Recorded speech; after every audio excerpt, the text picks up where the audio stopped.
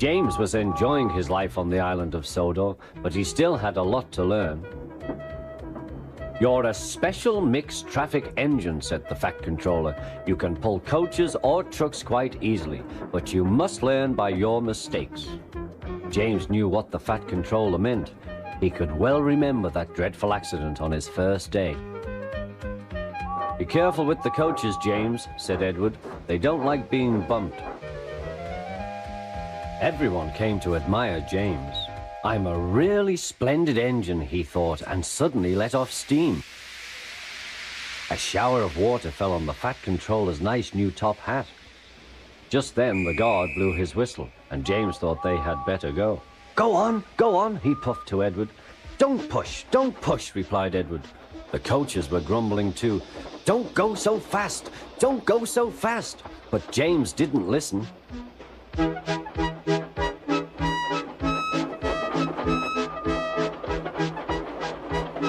When at last they stopped at the next station, 2 coaches were beyond the platform.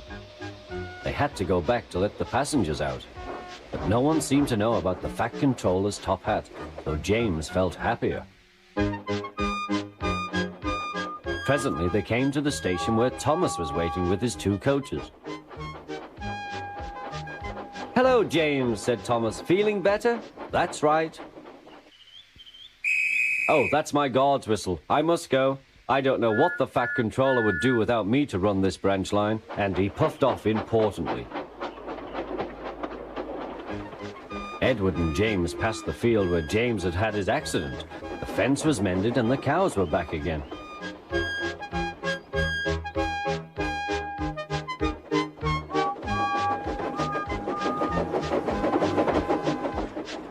They ended their journey and rested before setting off for home. James was still wondering what the Fat Controller would have to say about his top hat.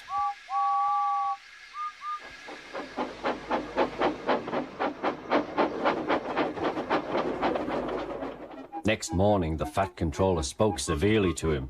"If you can't behave, I shall take away your red coat and have you painted blue." James didn't like that at all. He was very rough with the grumbling coaches as he brought them to the platform. "Don't talk, come on," he called to them. "Gordon never has to fetch his own coaches," he thought to himself, "and he's only painted blue." To make James even more cross, this time no one came near him. "I'll show them," he thought.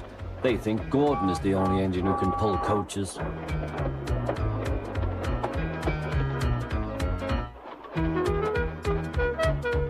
Hurry, puffed James.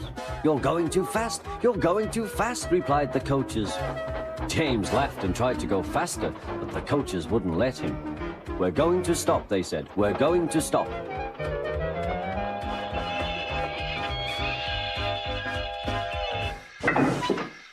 "What's the matter?" James asked his driver.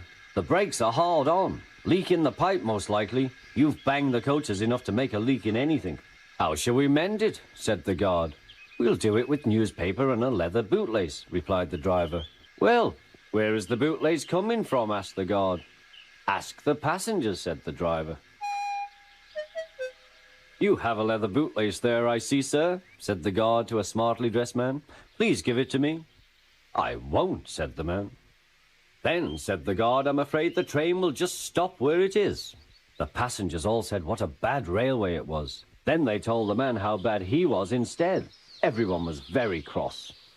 At last he handed his laces over.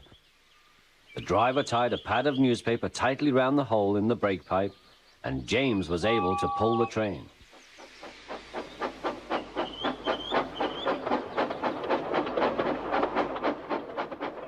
But he was a sadder and wiser James, and took care never to bump coaches again.